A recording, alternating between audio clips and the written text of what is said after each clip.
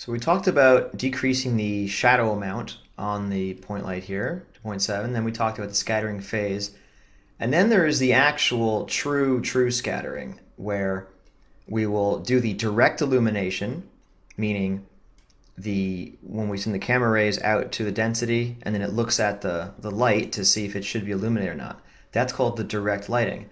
Now, indirect lighting will come from once these voxels know how bright they are from the direct illumination, that direct illumination might illuminate its neighbors too, and that's like the true notion of scattering here.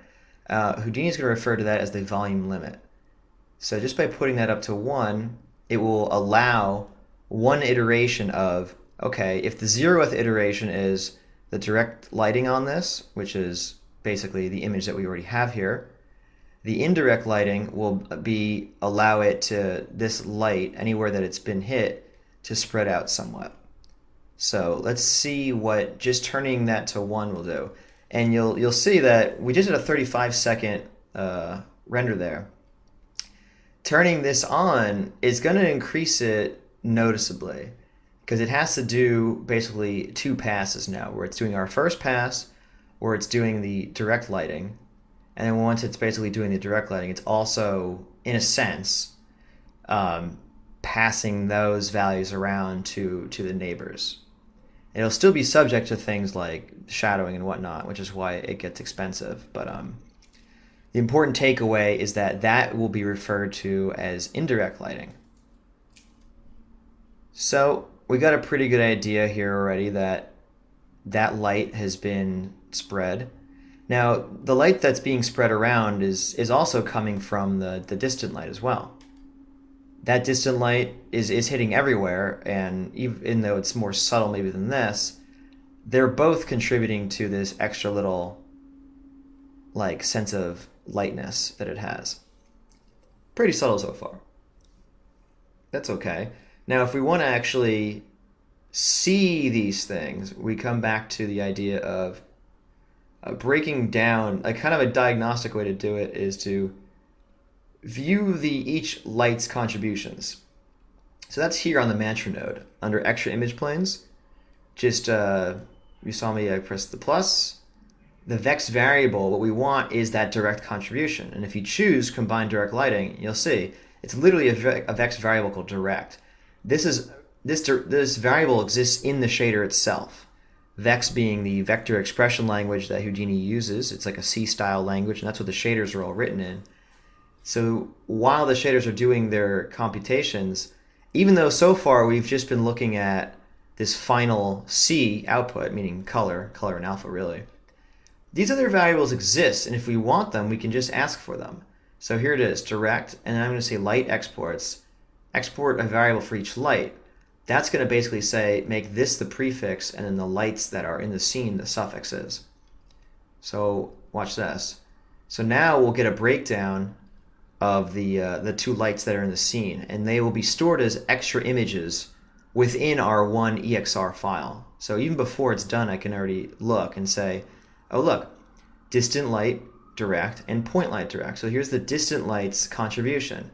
It's just this light coming from the top right, and notice that we don't have that bright point light in there anymore. Whereas I go to point light, it's just the point light's contribution. I mean, this is fantastic because these images will exist in the EXR, like I said, and we can use these in compositing. I would have saved this for the compositing lesson, except that this is just too important of a tool to use as a diagnostic. If you need to see where maybe some sizzling noise is in your render and you're like, I don't know which light that's coming from, you'll be able to see it, in here. But yes, certainly in the compositing world, you can pull these layers out and then mix them in Complan. So instead of having to re-render your whole animation, oh, I wanted this light to be twice as bright. Well, now you can just take this, multiply it by like 2 in comp, and then go back to the overall, like add them back together, and you'll have that. So we'll see that in the compositing lesson. But in any case, so there you have it, different planes. Now, we just said that we turn the volume limit on back over here. Now, the volume limit is doing that indirect contribution, so why don't we just make another image plane and ask for the indirect this time? Combined indirect lighting, and same thing, we want this, we want one of these for every light. The great thing about this is that it doesn't take any extra time. We're not literally re-rendering, we're not rendering 3 different images. It's just rendering one time, but it's sorting all of this different data that it already needed to make the original image. It's shuffling it off into these different planes. Look, now we have 4. Now we have a distant light indirect and a distant light direct. So here's the indirect. This is that secondary kind of bounce contribution from our faraway light. Not too interesting because it is just a distant light that's kind of evenly illuminating everything. But you can imagine that the indirect light for the spot or for the point light will be much more interesting. And there it is. Pretty cool. This is the light kind of bouncing around on the inside of the volume. And because we have some pretty aggressive settings on right now in LLQ mode, we can see some render artifacting here. All this little speckly nonsense. Not really ideal, but in many cases like this, you don't actually notice it. And as you can see, can't really see it here. So we're not too worried, but if we did run this and we saw some like sparkling business going on, you're like, what's causing that?